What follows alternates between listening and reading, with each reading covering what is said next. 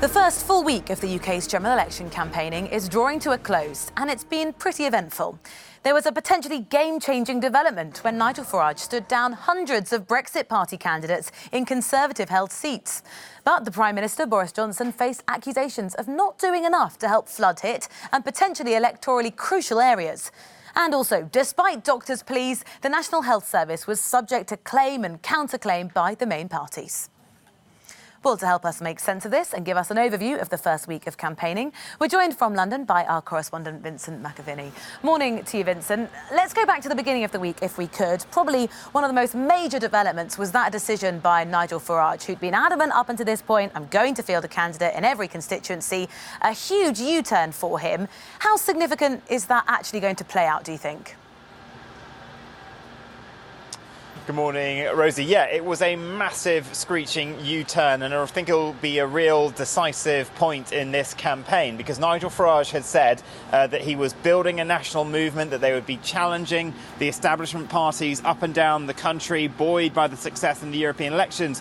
But domestic UK elections are very different. We have a very difficult political system to crack for smaller parties. So Nigel Farage did a tactical retreat. He'd come under lots of pressure because it was said he was going to divide the Brexit Leave supporting vote and cause there to be a hung parliament and possibly a second referendum, which the Leave side are worried, given recent polling, that they could potentially lose. So Nigel Farage took his candidates out of the 317 seats the Tories won in 2017, but they are still contesting other seats around this country. And many people in the Conservative Party are saying that Nigel Farage simply didn't go far enough, that there could still be a hung parliament, because in many of those seats that they're trying to win, some of them for the first time in decades in the North and Midlands, where they voted traditionally Labour, but then they voted for Brexit and aren't happy with the party, they think there the Brexit vote could be split. So Nigel Farage's decision was pretty key. It did cause some relief here at number 10 Downing Street, but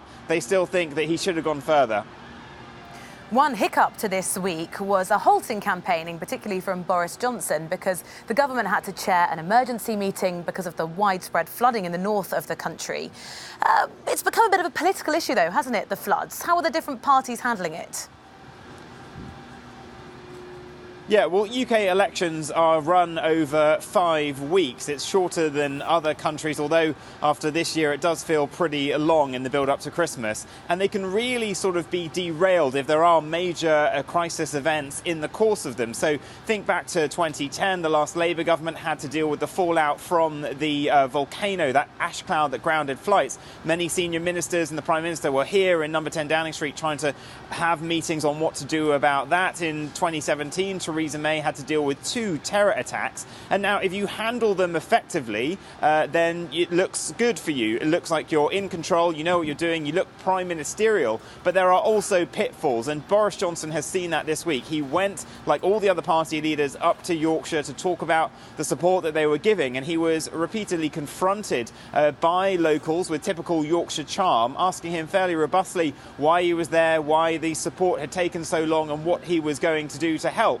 And so for the Prime Minister, there is set to be more bad weather over the weekend. If this flooding gets worse, it could continue to be a problem for him, but also it's a distraction. They have a limited amount of time to get out and about all over the country, and having to deal with this means that he isn't able to do as many events and sort of party political things as he might want to do. But if he does well in it, quite hard compared to dealing with a terror attack, to sort of have a kind of as successful a run with a flood. So we'll see over the coming days whether or not he has to take more time out.